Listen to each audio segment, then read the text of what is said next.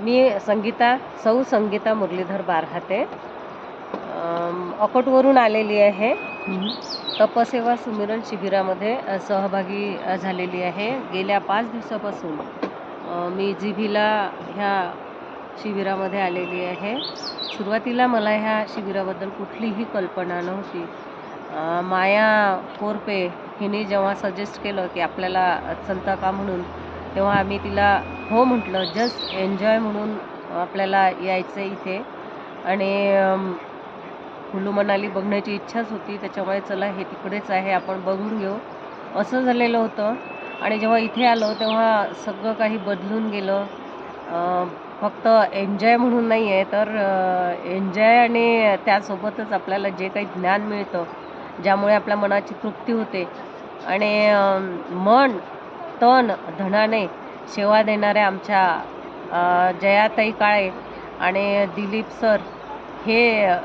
Sir तर स्वतःला त्यांनी सर्व स्वयंपाक घरातच वाहून घेतलेलं आहे. वेगवेगळे आणि अनेक जे नैसर्गिक तत्व आहे ते तर समजावून सांगितलंच गेलं, पण त्या नैसर्गिक तत्वासोबत त्यांनी त्याचं प्रॅक्टिकल म्हणून जेवणामध्ये आम्हाला त्यांनी जे दिलेलं आहे सॅलाड आणि त्याच्या वेगवेगळ्या रेसिपीज बनवून दिलेल्या आहेत आणि त्याही खूप अप्रतिम चवीच्या. वाटलंही नव्हतं की एवढं छान जेवण आपल्याला मिळेल. बस आपलं जे काही असेल भाजी पोळी किंवा आणखी नेहमीचं जसं असतं आपण जिथे टूरवर जातो तिथे तसं काही मिळेल असं वाटलं होतं. पण हे जे काही मिळतं आहे ते एक वेगळं अलौकिक, तुमच्या शरीरात हलकेपणा वगैरे वाटला का? मनाला शांती देणारं. आणि त्यांनी सांगितलेलं इनिमा करा आणि वमन करा. पहिल्या दिवशी वमन घेतलेलं होतं, इनिमा घेतलेला आहे. माझा अनुभव सांगते. मला पहिल्या दिवशी मी सलाड खाल्लं. नुसती सलाड खाण्याची सवय नव्हती, म्हणजे ते जे जेवण होतं ते जेवण्याची सवय नव्हती. त्याच्यामुळे माझं भयंकर डोकं दुखायला लागलेलं होतं, कारण फायबर माझ्या शरीरात भरपूर प्रमाणात गेलेलं होतं.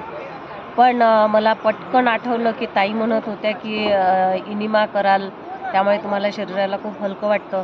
मी इनिमा केला, 2दा केला आणि मग आश्चर्य मला, मी पहिल्या सत्रातल्या याला हजर राहू शकली नाही. पण मला दुःखही होत होतं की आपण लेक्चर जॉईन केलेलं नाही आहे.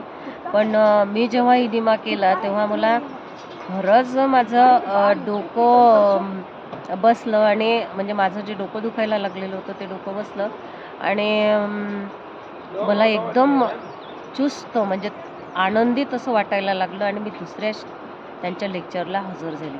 आणि त्याचबरोबर त्यांचं फक्त ऐका किंवा करा असंच नसतं, तर त्यासोबत एन्जॉय देखील करा. जेवढं आमचं ते घेतात, तन मनाने घेतात, आम्ही तेवढंच ऐकतो. आणि माझा तर अनुभव असा आहे की मला मनापासून असं वाटतं की घरी गेल्यावरही आपण हे सगळं करूच. तुम्ही जर हे सातत्यानं केलं ना ताई, तर अप्रतिम आणि चमत्कारिक रिझल्ट तुम्हाला मिळेल. आणि याला जोडणार लोक तुम्ही मग? मला काही सध्या त्याचा BP वगैरे असा कुठला त्रास नाही आहे, शुगर BP. पण तरी देखील स्वतःच्या तंदुरुस्तीसाठी मी हे सुरू ठेवणार.